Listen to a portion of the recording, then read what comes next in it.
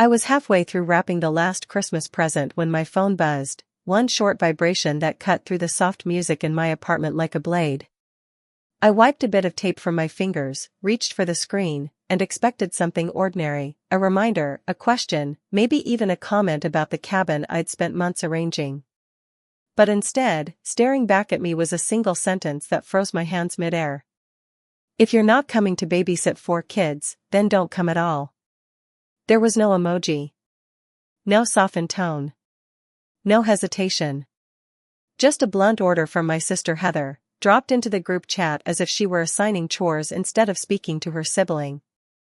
I remember blinking at the message, rereading it, wondering whether exhaustion had warped the words. But then, seconds later, 2 more messages stacked beneath hers. From Mom. Your sister is right. You're the only one who's free this year. From Dad. Christmas is about helping family. Don't be difficult. And just like that, with 3 quick messages, the entire holiday I'd spent months planning shifted beneath my feet. The gifts I'd wrapped with care, the cabin I'd rented, the flights I'd booked, it all suddenly felt like props in a play I was only needed for when someone else needed a break. I put the wrapping paper down and stood still in the quiet glow of my Denver apartment.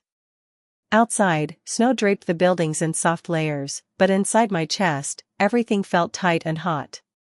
I wasn't their child in that moment, not their daughter or sister or a person with her own life. I was a tool. A function. An unpaid babysitter who just happened to share their last name. Maybe that's why this hit differently. My life in Denver was simple. A small apartment overlooking the city lights, the kind of place built slowly through late nights and long hours. I worked in software, fixing things, solving crises, patching problems before they collapsed. And maybe because I was so good at repair, my family assumed I could repair them too. Their chaos. Their decisions. Their responsibilities. Growing up, Heather had always been the one orbiting the center of the family universe. She was loud, dramatic, charming when she wanted to be, and endlessly shielded from consequences. When she had her first child, the family stepped into place like they'd rehearsed it. By the time she had 4, it wasn't a request anymore. It was tradition. And apparently, I was part of that tradition. I'd never complained about helping. I genuinely loved her kids. But something had shifted over the years. Helping became expected. Expected became mandatory. Mandatory became entitlement. And entitlement had finally shown itself in a single message. I stared at the screen, fingers shaking with disbelief, and typed the simplest, calmest question I could manage. So just to confirm, if I don't babysit, I'm not welcome? The little typing bubble appeared, blinked, disappeared, returned. Then Heather replied. Correct. We don't need someone who just eats and leaves. My breath left me. Not dramatically, not even angrily. More like a quiet exhale you release when a truth you've long avoided finally stands in front of you. They didn't see me. Not the person who planned this entire Christmas. Not the one who saved for months. Not the one who booked 8 flights, arranged a lakeside cabin, planned activities for the kids, and imagined a holiday filled with warmth. They only saw what they could take. I placed my phone face down on the couch, letting the silence wash over me. The heater hummed gently, a car passed outside, and somewhere in my building someone laughed, but none of the sounds could fill the hollow space expanding inside my chest. I sat there for 10 full minutes. No crying. No yelling. Just clarity rising like cold, slow water. And once it reached the surface, everything inside me settled. I picked up my phone again, not to argue, not to beg, not to explain. But to decide. I typed only one calm, steady message. Cool. Then my $50,000 isn't coming to Christmas either. Then I hit send. The chat went silent. No typing bubbles. No excuses. Nothing. Just a stunned stillness so loud it felt like it echoed across the room. And in that silence, something in me unlocked. But what came next, the shockwave my message unleashed, was something none of us were prepared for. The moment my message sent, the group chat froze like a screen caught mid-glitch.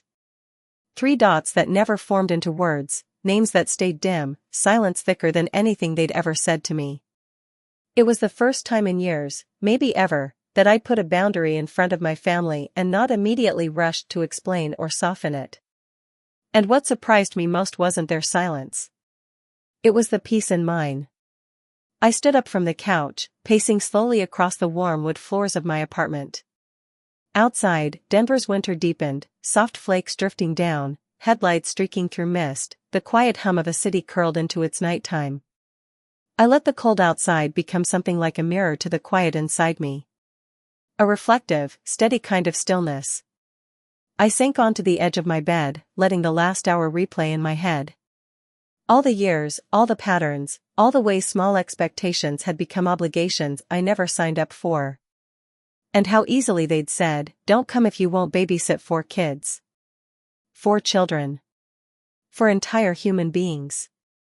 And yet somehow, my parents and sister had condensed all my value down to one unpaid labor role, wrapped it in the word family, and handed it back to me like a gift I should feel lucky to receive.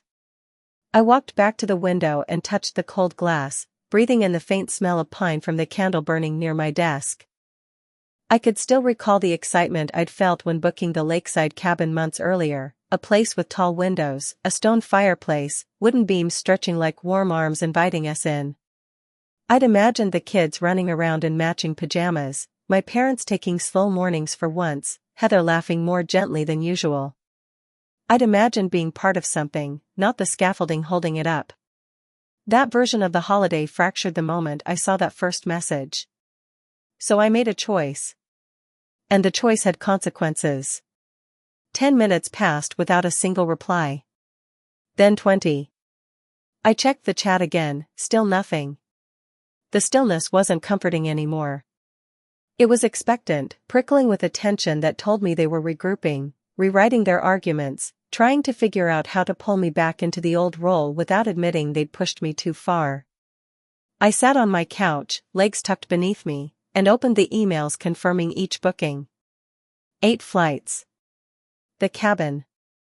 Events and activities. All lined up neatly like a carefully organized project. My job had trained me to fix broken systems, but this time, I realized I wasn't responsible for repairing the mess they created. My role, my old role, was gone. I scrolled through the reservations once more, listening to the soft hum of the city outside. I knew what came next. And this time, I didn't hesitate.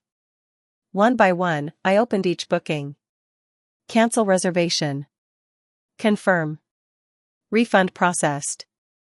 The notifications chimed like muted bells, soft, final, irreversible. Flights gone. Cabin gone. Activities gone. The entire Christmas structure undone in minutes, like a sandcastle collapsed by a single steady tide.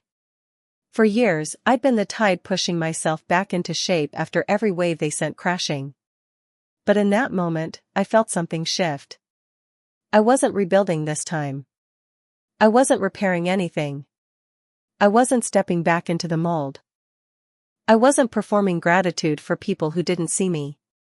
I was reclaiming something I didn't realize I'd lost. Myself.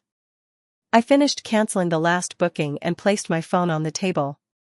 Then, with the strange, surreal calm of someone hearing their own heartbeat for the first time, I walked into the kitchen, poured myself a glass of water, and leaned against the counter.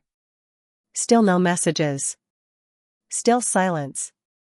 Still that loud, unmistakable confirmation that my presence had been taken for granted so long that the idea of me removing it was unthinkable. Finally, after nearly 40 minutes, my phone buzzed. Heather. What do you mean you're $50,000? What are you talking about? Not an apology. Not even a moment of self-awareness. Just disbelief, like she couldn't wrap her mind around the idea that something so elaborate, so expensive, so thoughtful had not magically appeared from the universe but had come from me. I lifted the phone and opened my photo folder. The screenshots were already saved. I selected the first one, the 8 cancelled flights, full refund displayed in bold. Sent. Heather saw it instantly. A second later. Emily, what is this? Before I could type, Mom jumped in. You didn't pay for all that. Stop overreacting. I didn't reply.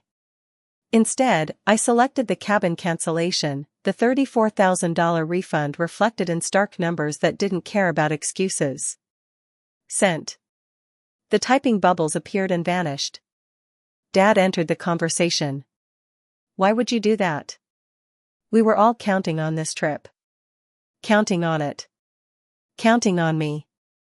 Counting on my silence, my labor, my money, my compliance. I pulled the final screenshot, the cancelled activities the kids would have loved, and sent it without adding a single word. The chat exploded after that. Accusations. Shock. Fear. Anger. Panic. Excuses. Gaslighting. Desperation. I let them spill their words like water from a broken pipe. But this time I didn't rush to fix the leak. This time I watched the water run. And when they finally ran out of steam, I typed only 2 words. I cancelled. The chat fell silent again. But this silence was different, no longer disbelief. It was devastation. Because for the first time in their lives, they realized I wasn't bending back. What none of them knew yet was that canceling the trip was only the beginning, and the fallout that followed would change our family dynamic forever. The silence that followed my I cancelled message was nothing like the first one. The initial silence had been disbelief. Shock. That moment when a group of people still thinks they misunderstood something. But this one, this new silence, was heavier. Heavier than snow on a sagging roof. Heavier than truth spoken aloud for the first time in years. It wasn't confusion anymore. It was dawning realization. They had pushed the wrong person for the last time. I stayed seated on my couch, knees tucked up, the city lights spilling in from the window like soft golden threads. Every vibration of my phone felt like a tremor in the air, but I didn't rush to check anything. I simply breathed, allowing the weight of the past decade to settle in its rightful place, behind me, not on me. Then Heather finally broke.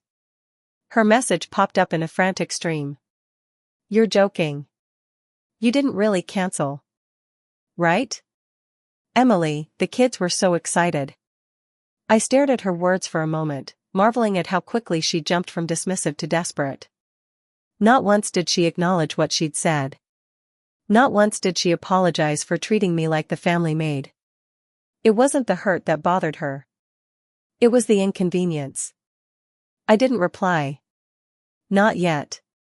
Mom entered next, typing with that clipped, scolding tone she always used when trying to re-establish control. You're being unreasonable. Babysitting is not a big deal. You're single. You have free time. You could have helped your sister. There it was. The old script. The familiar refrain. The identity they'd carved for me. Single equals available. Independent equals without needs. Responsible equals endlessly useful. I felt something uncoil in my chest, years of swallowed feelings finally stretching their limbs. I typed slowly, deliberately. I'm not the designated babysitter. I'm also your daughter. Then I set the phone down again.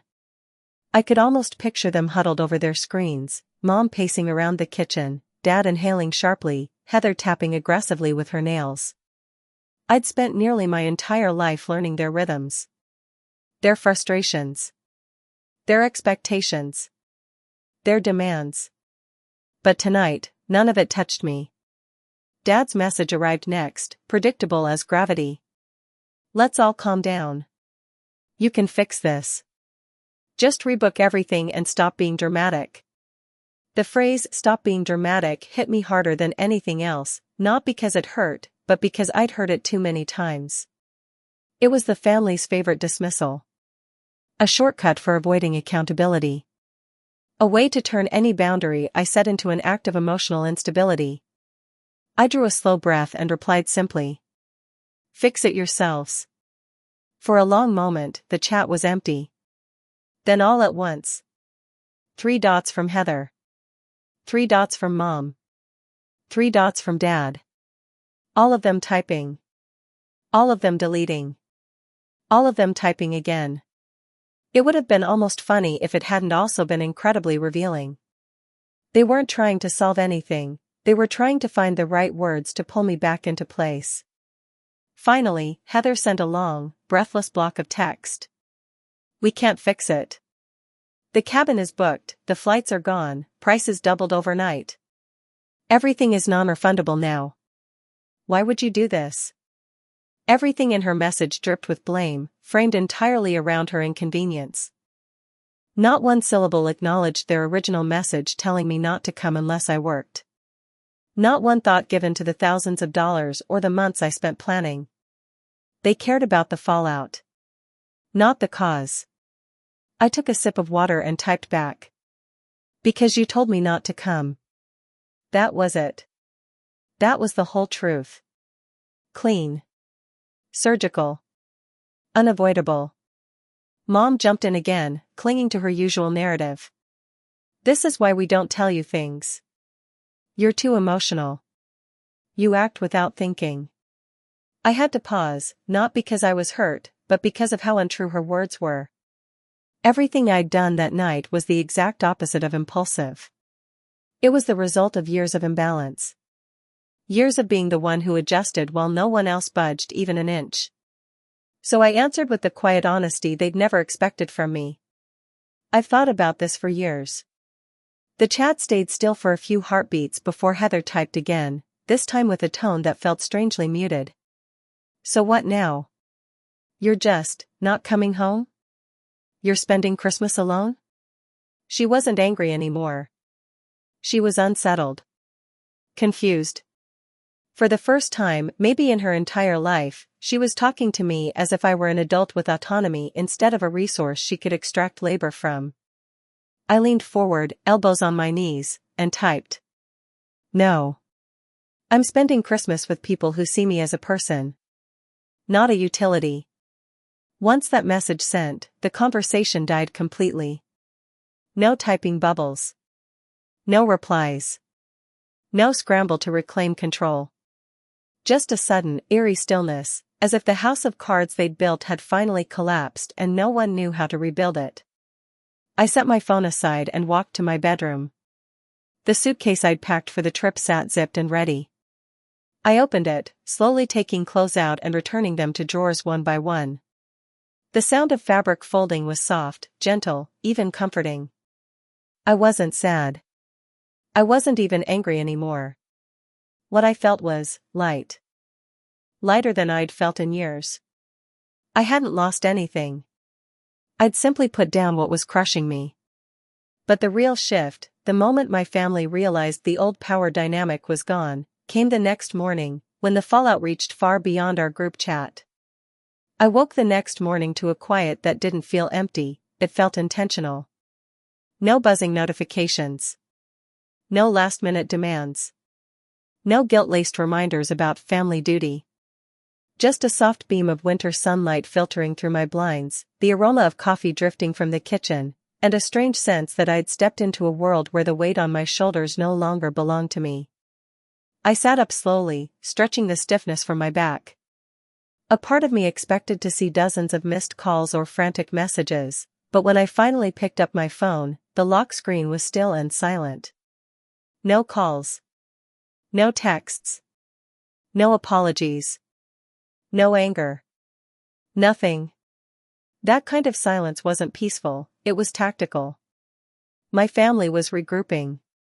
Trying to decide how to position the story. How to cast themselves as victims. How to turn my boundary into an offense. I could practically hear Mom pacing in her kitchen, phone in hand, searching for the line between guilt-tripping and damage control. And Dad, trying to figure out how to mediate without acknowledging any wrongdoing. And Heather? Well, Heather was probably scrambling. Not because she missed me. Not because she regretted what she said. but because the safety net she relied on had vanished overnight. I brewed coffee, wrapped myself in a blanket, and sat by the window as Denver's winter morning unfolded. People hurried down sidewalks, bundled in coats. A neighbor scraped frost from their windshield. Somewhere, a dog barked. Life moved with its usual rhythm, indifferent to the chaos brewing in my family chat. Almost an hour passed before my phone finally vibrated. A message. Not from Heather, not from Mom, not from Dad. From a cousin I barely spoke to. Hey.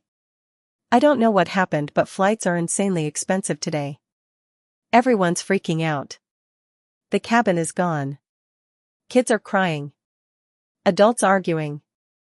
Another message immediately followed. I'm not taking sides. But truthfully? This wasn't your fault. I stared at my cousin's words, letting them settle into the space my family had refused to acknowledge. It was the first moment of validation from anyone with the same last name. Strange how it came from someone miles outside the inner circle. Then another message. They're saying you ruined Christmas, but honestly, sounds like you just finally got tired of being their doormat. A small, humorless smile lifted at the corner of my mouth. Doormat. Yes. That was the role my family had built for me. Pretty, clean, dutiful, always ready to catch their dirt without complaining. Not anymore. I typed back. Thanks for letting me know. Just needed space. My cousin replied almost instantly. Honestly? Good for you. As soon as I set my phone down, it buzzed again, but this time, the vibration pattern was different. A call. Mom. I watched the screen light up with her name, filling the quiet space with an invisible weight. For a second, I imagined answering. I imagined her launching into a monologue, how I'd embarrassed the family, how I'd overreacted, how I'd been rude, how I'd hurt the children, how she was just trying to make Christmas special. A monologue where my feelings would never once be acknowledged. Not 1 second of that call would be for understanding. It would be for control. So I let it ring. She called again. Then again. I let both ring too. After the third attempt, the ringing stopped, replaced by a message. Mom. I can't believe you. Everyone is devastated. Call me now. No apology. No reflection. Just entitlement wearing the mask of authority. I didn't reply. An hour later, Dad tried calling. I ignored that too. Then Heather. Declined. Heather again. Declined. Then a message from her, frantic and angry. You sabotaged Christmas. The kids are crying. Why would you do this to us? I read it with a long exhale. To us. Not one of them said. What we said to you was wrong. You didn't deserve that. We took you for granted. We're sorry. They weren't upset about the disrespect. They were upset about the consequences. In their eyes, good family members absorb pain quietly. Good family members give more than they receive. Good family members fix problems caused by others. But I wasn't playing that character anymore. I typed. I didn't ruin anything. I canceled the trip I paid for because you told me not to come unless I worked. Heather exploded. You could have talked to us first. I stared at the message in disbelief. Talk? I had tried talking for years. Setting boundaries. Asking for balance. But every conversation had been twisted into an accusation of ingratitude. Every boundary branded as attitude. Every no labeled dramatic. So instead of arguing, I replied. I'm done explaining myself. Mom jumped back in, grasping for any angle she thought would hit me emotionally. This is the kind of thing people never forget. You've ruined family memories. That one made me pause, not because it hurt, but because of how backwards it was. All those years I cleaned up messes, babysat children, funded holidays, arranged events, carried burdens they never acknowledged. None of that counted as family memories. But the one time I set a boundary? That was unforgettable. I put my phone on silent, grabbed my coat, and left my apartment. I needed air. The city was crisp and cold, the kind of cold that wakes you from the inside out. I walked through the quiet streets, watching my breath fog the air.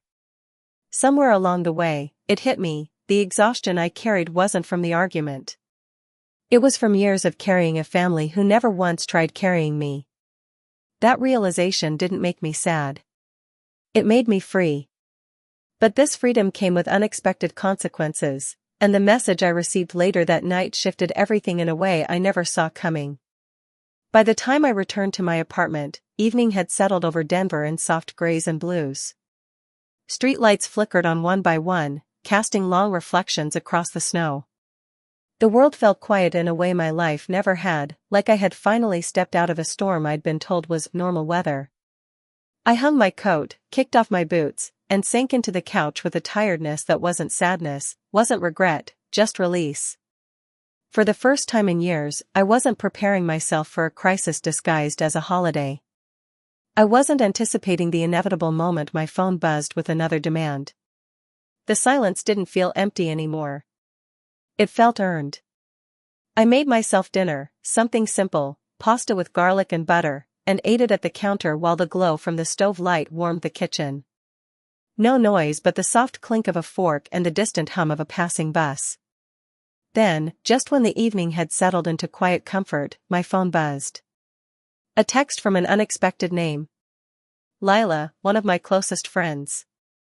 We're hosting a small Christmas Eve dinner tomorrow. Come over. Stay as long as you want. We want you here. I read the message twice. There was no condition. No requirement. No exchange. Just welcome. And that one word, welcome, felt so foreign coming from someone who didn't share my blood. It felt like something warm placed gently in my hands after years of being handed cold responsibilities. I typed back. I would love that. Thank you. Another buzz followed immediately.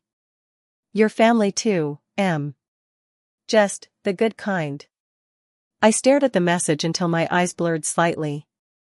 Not from tears exactly, but from recognition. Real comfort doesn't demand work. Real connection doesn't require sacrificing pieces of yourself. Real family isn't built on usefulness, it's built on presence. I went to bed early that night, the silence finally settling in my bones like a blanket instead of a burden. Morning light slid across the room in a soft gold wash. I made coffee, played music, wrapped myself in a warm sweater, and didn't rush to do anything. No frantic packing. No lists. No stress.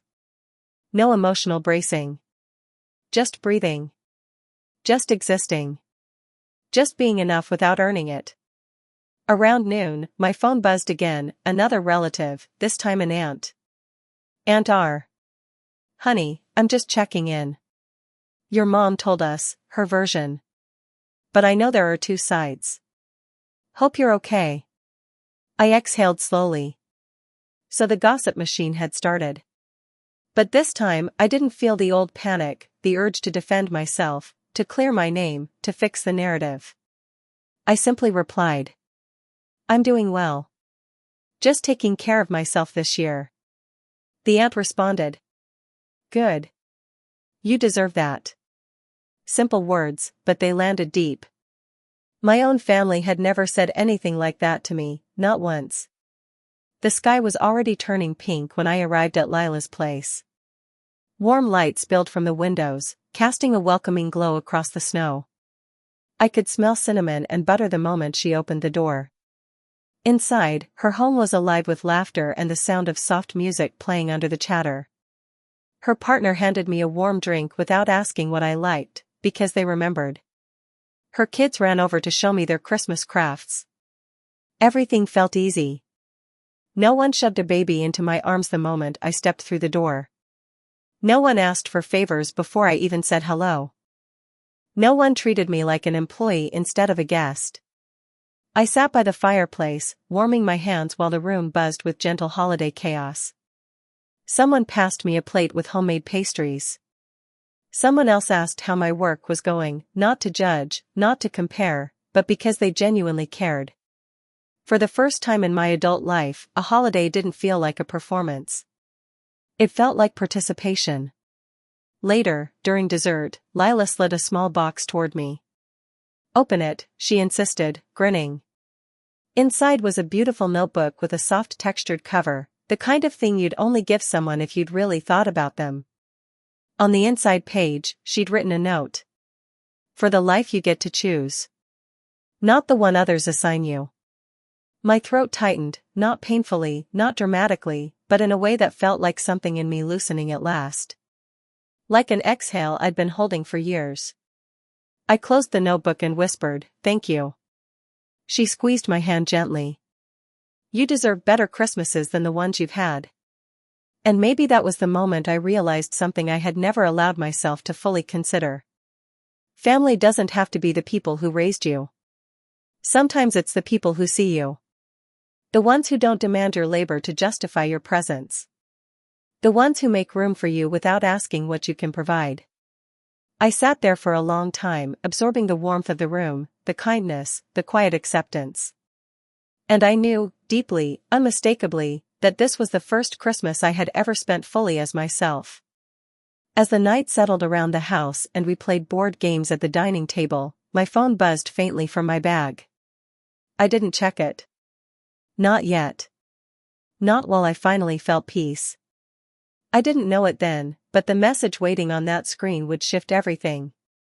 Not because it came with kindness or apology, but because it revealed something none of us saw coming. Because when I finally looked at my phone later that night, I discovered a message that would expose the truth, and unravel everything they'd been saying behind my back. By the time I slipped my coat back on and prepared to head home from Lila's, the night outside had settled into a quiet hush. Snow dusted the neighborhood roofs in soft white, and warm laughter still drifted faintly from inside her house as I closed the door behind me.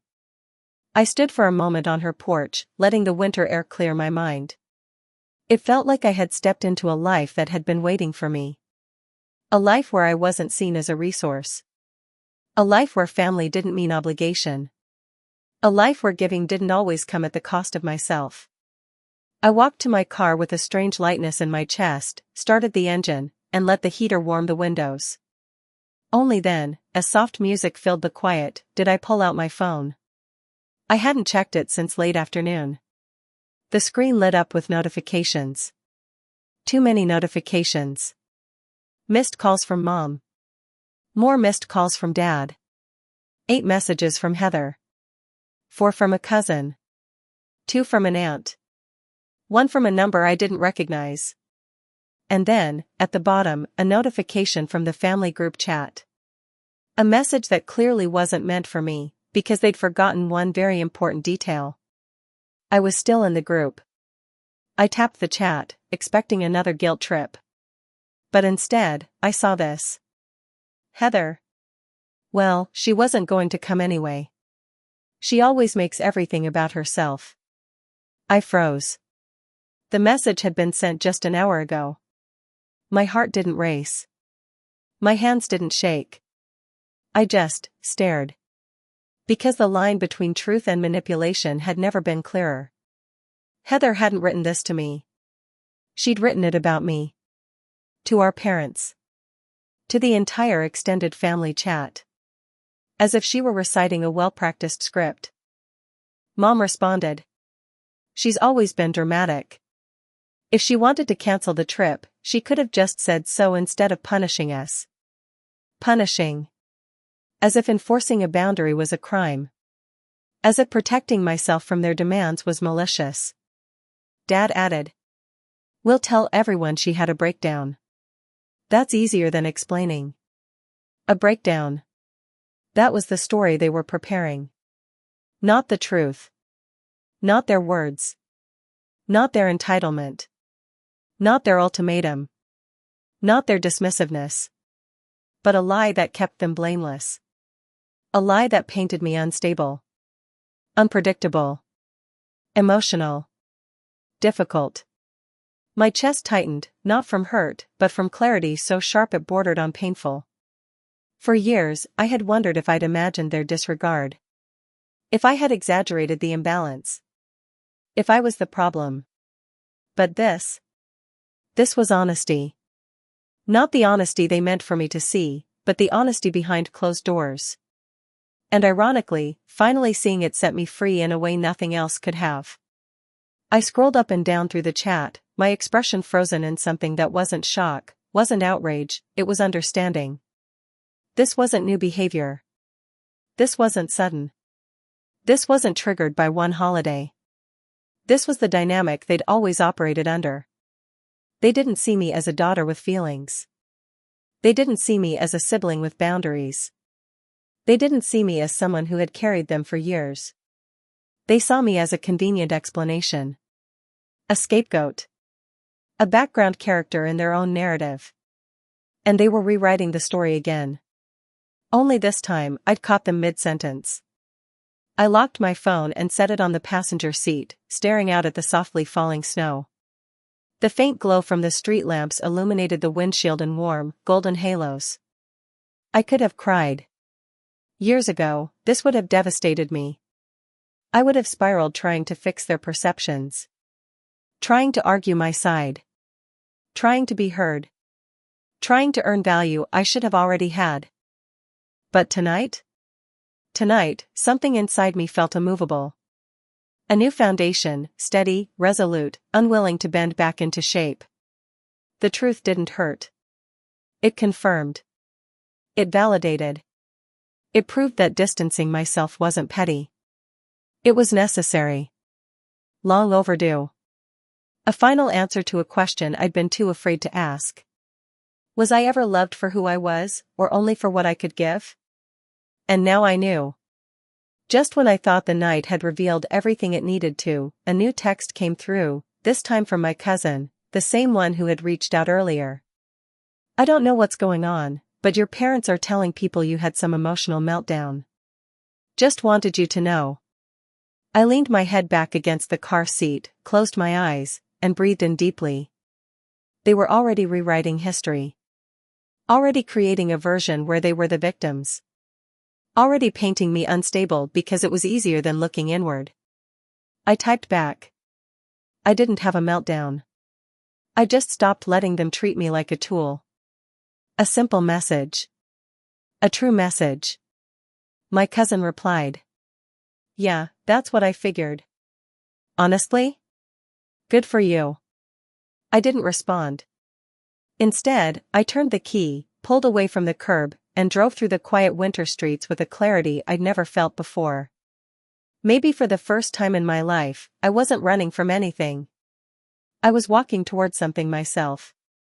But the real turning point arrived 4 weeks later, long after Christmas, long after the dust had settled, when someone in my family finally reached out with words I never expected to hear. The new year arrived quietly, without the usual chaos my family brought into every holiday. For once, January didn't feel like recovery, it felt like alignment. I went back to work with a lighter mind, a clearer home, and a heart no longer stretched thin by obligations that never gave anything back.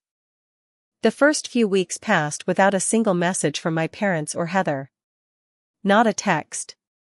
Not a call. Not even a passive-aggressive apology wrapped in a guilt trip. It was as if everyone had agreed to retreat into their corners and sit with their own version of the story. Fine by me. Silence had become a sanctuary. I spent more time with friends, took long walks through snowy parks, tried new recipes, and found myself sleeping better than I had in years. The space they left behind didn't feel empty, it felt breathable. I could finally feel the edges of my own life without someone tugging at them. But conflict doesn't stay dormant. Not in families like mine. It waits. Adjusts. Recalculates. Then returns when it thinks you're softened enough to fold again. It came on an ordinary Wednesday afternoon. I was at my desk, reviewing a software deployment issue when my phone buzzed with a text, from a number I didn't immediately recognize, though part of me knew before I even opened it. It was Heather. The first message was short. Hey. Just that. A hesitant, cautious hey from a woman who had once told me not to come home unless I babysat her kids. I didn't reply right away. Another message followed. If you're still mad, I understand. Mad. She thought I was angry. For so long, she had misinterpreted every boundary I tried to set as anger. She'd never understood that my silence didn't come from rage, it came from exhaustion. Then another message. I shouldn't have said what I said. Not exactly an apology. More like brushing dirt over a deep crack and hoping no one notices. I waited. A long block of text came next. The kids were really disappointed about Christmas. And I was overwhelmed. Mom and Dad were putting pressure on me and I took it out on you. I know it wasn't fair. And I know you paid for everything. I shouldn't have acted like it didn't matter. There it was. Not a full apology, not accountability, but the faintest attempt at owning her part. The kind of message someone sends when they're coming to terms with the fact that their behavior cost them something they never expected to lose. Still, something about her words struck me. She said she was overwhelmed. For the first time, a tiny piece of honesty had cracked through the entitlement. Then the final message. If you want to come next Christmas, you won't have to babysit. I'm sorry. I stared at my phone, the screen glowing against the dim afternoon light washing across my desk. It wasn't the apology I deserved. It wasn't even close. But it was the closest Heather had ever come to acknowledging the truth. That what she'd done was rooted in expectation, not love. That she had used me. That she had taken advantage of my kindness until I finally stepped away. I leaned back in my chair and let the quiet settle around me. I didn't feel triumph. I didn't feel relief. What I felt was a new kind of understanding. She wanted resolution, not repair. She wanted Christmas back, not the relationship. What she was really asking was, can we return to the version of us where you give and I take? And that version of us no longer existed. Not because I was punishing her. But because stepping back had shown me a version of myself that wasn't defined by obligation. Heather wasn't asking for forgiveness, she was asking for access. And I was allowed to choose something else. I typed back slowly, with words that tasted like truth more than anger. I appreciate the apology. I paused. Then continued. But things can't go back to how they were. A long silence followed. Then her reply came. So does that mean you're done with us? Done. The word didn't sit right. That wasn't the truth. I answered. I'm done being treated like the family helper. I'm not done being your sister. But I won't play the role I used to anymore. Another long pause. Then Heather simply replied. Okay. Not enthusiastic. Not angry. Not defeated.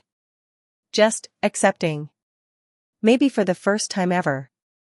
I set my phone down and exhaled slowly. The room felt different, lighter, more defined. Like a door had opened, not back into my family, but back into myself. I wasn't required to hate them. I wasn't required to fix them. I wasn't required to return to a life that demanded I shrink. I was simply required to choose myself enough to stop giving more than I had.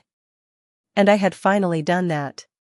For days afterward, I found myself replaying Heather's message, not because of what she said, but because of what she didn't. My parents didn't reach out. They didn't apologize. They didn't acknowledge their role.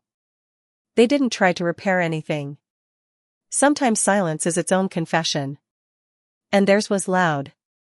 But before I could close that chapter completely, something unexpected happened, something that forced me to confront the final truth about my family.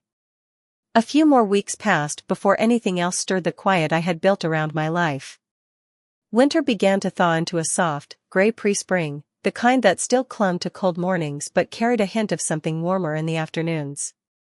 My routine returned to a gentle rhythm: work, slow evenings, time with friends, long walks on weekends. For once, my heart wasn't sprinting to keep up with someone else's expectations. It felt like healing. Not dramatic, not loud, just steady. Like a slow tide returning to fill the shoreline it had been pulled from for years. Heather's apology text had given me closure, even if it wasn't perfect. She had admitted enough for me to understand that change, at least for her, was possible. Or at the very least, she had seen the consequences of pushing me too far. But my parents? Silence. A silence that grew heavier by the day. A silence filled with the weight of their pride, their expectations, their refusal to acknowledge their part in what happened. A silence that said more than any words they could have sent. I didn't chase them. I didn't justify myself. I didn't reopen the wound. Then on a quiet Saturday morning, as I sat sipping coffee by the window, my phone buzzed with a notification that made my breath catch for just a second.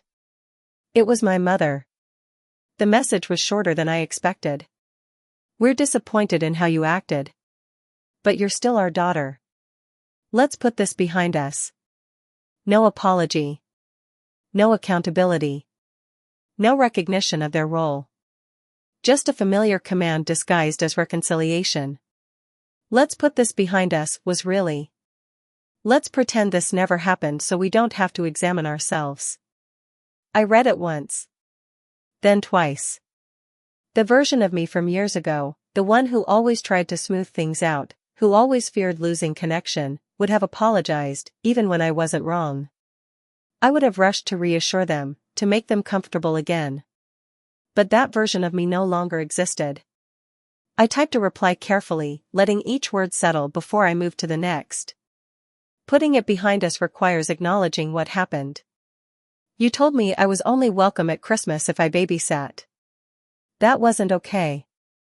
3 dots appeared. Then disappeared. Then appeared again. Finally, my mother responded.